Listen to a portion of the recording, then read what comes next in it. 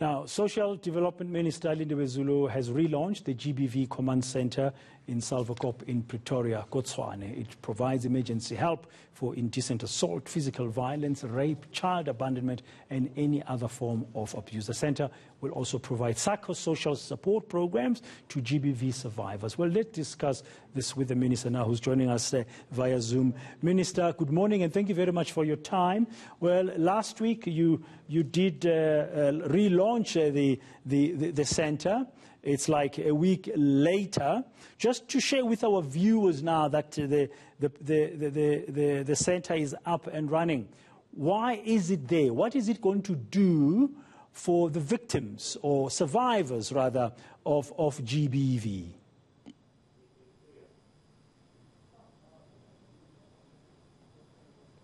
Okay, Minister, sorry, we can't hear you. Sorry, Minister, we can't hear you. I don't know. Oh, there you are. Okay. We can hear you now. Sorry about that. Sorry about that. Right. Yeah. Just wanted to know what will it do for survivors of victims of GBV?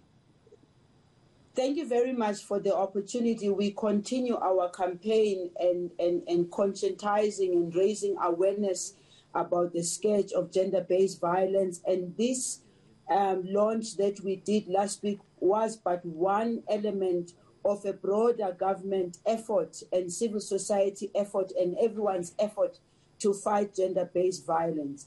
The center we were relaunching it because it's been there. We're relaunching it because we're improving. We took it to a better environment. We took it to a better space. We made it bigger than what it was before.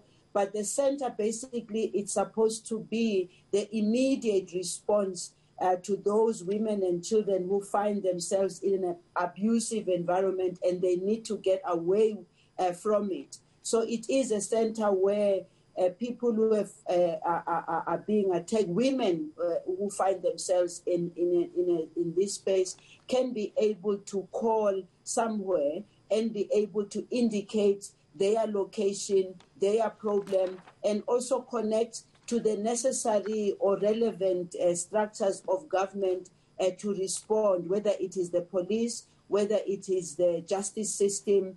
This center is a center that is supposed to alleviate just the problem when women are finding themselves under attack. How sure are you, or confident rather, are you that the response will be immediate? Because one of the challenges, each time we interview people who've survived gender-based violence, they always say it took long for the authorities to assist them. Your intention, you say, is to make sure that they get immediate support. How confident are you that will be the case? I'm very confident in this case because as we're opening it, there is, because we're using technology now, which I think is very important to use technology to even trace where the call is coming from, and the call comes from, if it comes closer to a police station, and that police station is the one that is supposed to immediately respond. What I would like to say, Dan, is that we need to keep on improving. It is for this reason that we are relaunching it, because we looked at improving its capacity to respond, but not just the capacity to respond, but also to connect to the relevant structures that can be able to immediately respond, as I said, either the police or any other structure that is relevant. But let me just quickly say, for me as a Minister of Social Development, the most immediate response is supposed to come from the communities. It's supposed to come from the neighbors. It's supposed to come to structures within our communities, your community policing forums, your community workers. That is where the immediate support is supposed to come from, and the immediate response.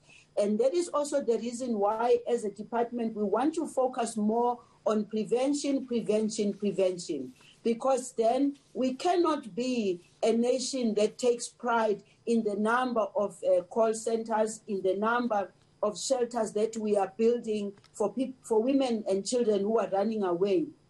We have to prevent it, but because we have a problem, it's a scourge, we then need to be able to respond as government to make sure that we've got places where women can run to, we've got places where women can call, we've got the police, the justice system, and all other systems being ready to respond to the challenges of violence and femicide against women and children. Yeah, I guess most people will agree with you, and I do as well, that it's up to us in the communities, in our homes. It's really that behavior that will help. You can have a center and stuff, but if we don't help from the home, if we don't raise the alarm when somebody is being abused, it's really going to take a long time for us to get rid of the scourge of GBV in our country. But just, Minister, one resource that I keep on hearing when I interview people about this whole issue is the psychosocial support. Is this center, this command center, going to have access to a network of qualified social workers 24/7, 365 days a year who can step in when required to provide that support? Absolutely. That is very critical and important. That's why we have the social workers. We have the psychosocial support that is given immediately. But of course, as we all know, one of our challenges at the moment is to make sure that we have enough social workers, and also not to make social work to be very general. We also need people that are specialized in this area of support, because women and children who are finding themselves in a violent environment need that psychosocial support.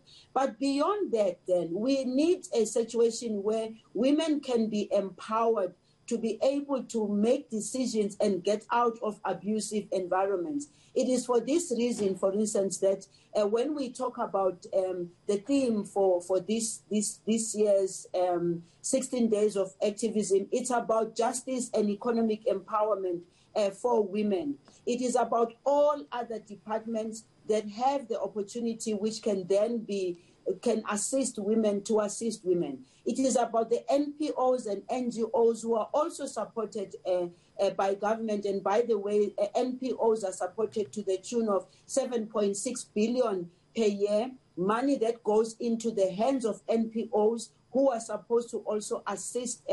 One area of support is supposed to be that of assisting women who are struggling. And that amount of money, I'm saying as a Minister of Social Development, is big enough to be able to get those NPOs to support us and almost be the other arm of government of empowering women at a local level. Minister, before I let you go, just a question on my mind now is about people with disabilities and who are also victims of abuse, violent abuse. And are they also getting a focus from your department? Are you finding ways through these centers like the Salvo Corp one to support them using technology as well? Are we supporting them?